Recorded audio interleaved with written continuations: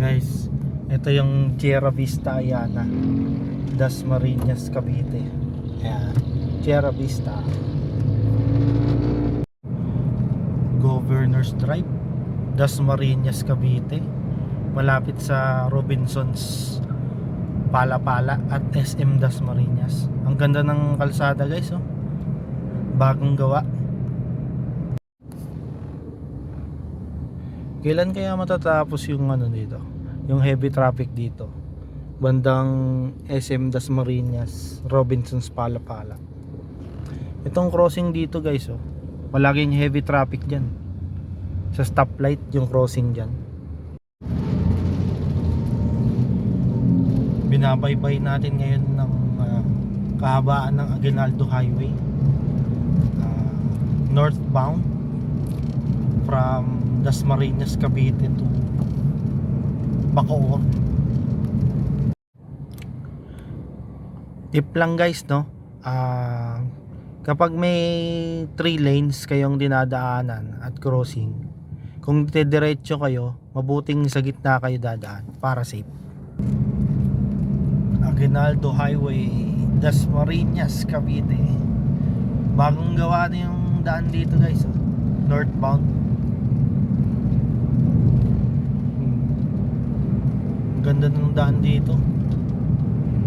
Maganda sana kung laging maluwag ang traffic. Time check, March 22, 3:40 PM. Maluwag ang daloy ng traffic ko dito sa Dasmariñas, Cavite, bandang Save More. Mali pala ako, Save More pala. Marami palang Save More dito sa Dasmariñas, Cavite. So kayo na bahala guys, comment down below kung anong tawag dito sa lugar na to. Kasi pasensya na kayo, hindi ko kabisado yung lugar. Basta Aguinaldo Highway ako, going to Imus, Bacoor.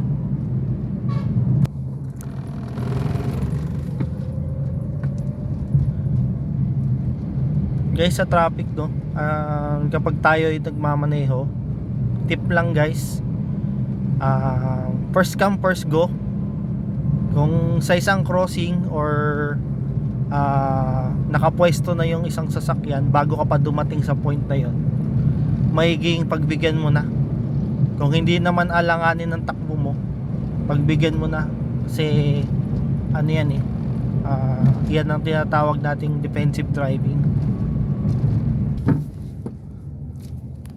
Aguinaldo Highway guys, no? Bali nagugutom na ako. Baka may alam kayong pwedeng kainan dito. Saan kaya pwede kumain dito? Kadalasan kasi McDonald's, Jollibee lang ang available. Baka meron kayong alam guys, paki-comment na lang po. Salamat. Ito guys na yung sinasabi ko kanina. Kapag parating kayo sa crossing at alam nyong dediretso kayo, merong 3 lanes dyan na available. So pwede kayong dumaan. So mas maganda kung dadaan kayo sa gitna para diretso kayo. At minsan kasi yung kapag pumesto ka dito sa kanan, minsan must turn right. So hindi ka pwedeng dumiretso. Kung sa kaliwa naman, minsan must turn left. Hindi ka pwedeng dumiretso. So maganda kung darating kayo sa crossing, at may 3 lanes available, maganda sa gitna kayo pwesto. Kung alam nyo dediretso kayo. Kung alam nyo naman na kakanan kayo, parating ang crossing, kakanan naman kayo. Dito kayo sa kanan pwesto. So kung sa kaliwa naman, kung kakaliwa kayo, parating kayo ng crossing, mas maganda dito kayo pumwesto sa kaliwa. Yun lang guys. Salamat. Makakahawa si tatay, oh. Nagbebenta ng mani.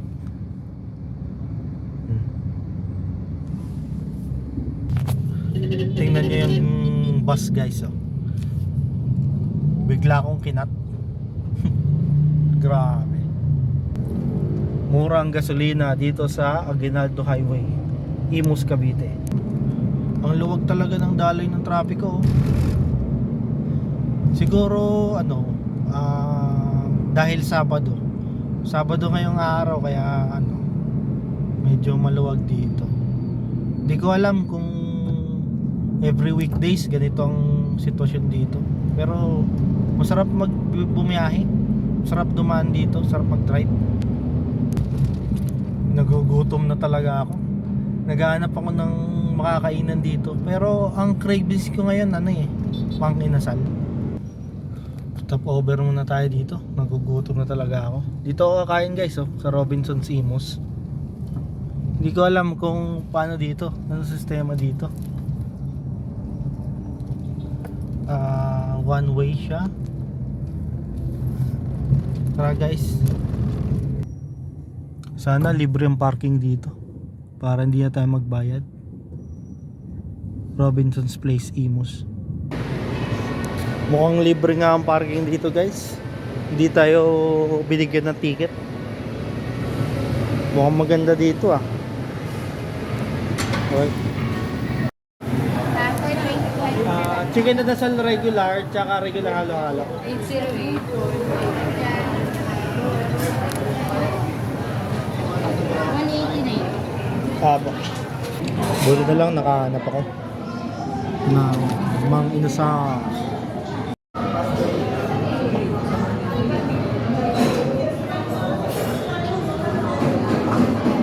Number 3 ako guys.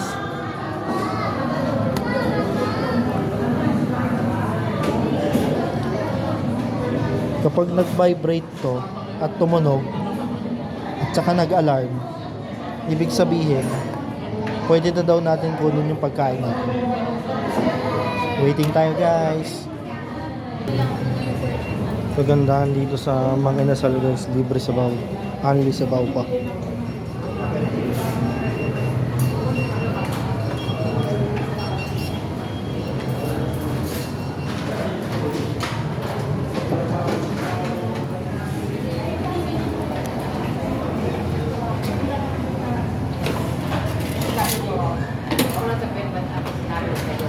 Tissue kayo.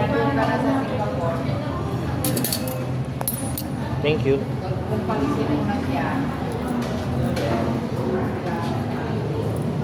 Sabaw muna tayo guys habang nag-aantay ng pagkain. Sakto nag-alarm.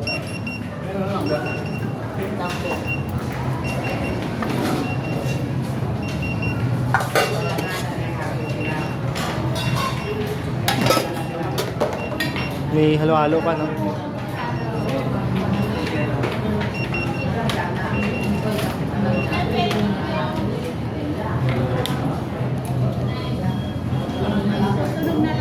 Apo.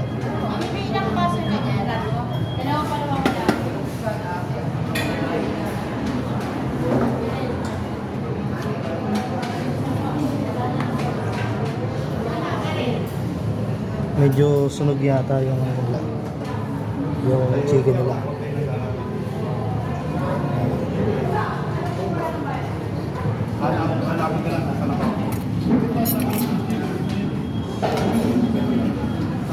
Yan. Guys, kapag only rice daw, kulay green ang plato mo. Pero kapag one rice lang yung order mo, kulay puti daw yung plato mo.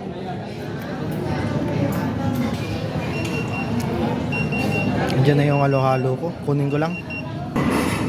Sarap ng halo-halo. Sarap po. May ube, leche flan, ice cream. Favorite ko talaga yung halo-halo dito sa mga Inasal compared sa Chowking. Sa Chowking okay rin naman, kaya lang yung yelo niya buo-buo. Kain tayo guys.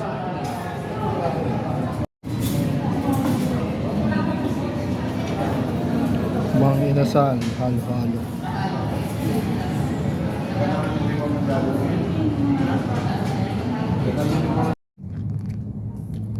Himala yata, wala yung mga kolokoy dito. Yung bigla-bigla na lang nambabasa ng windshield at kailangan linisan. Kahit malinis pa, pupunasan pa rin. Wala.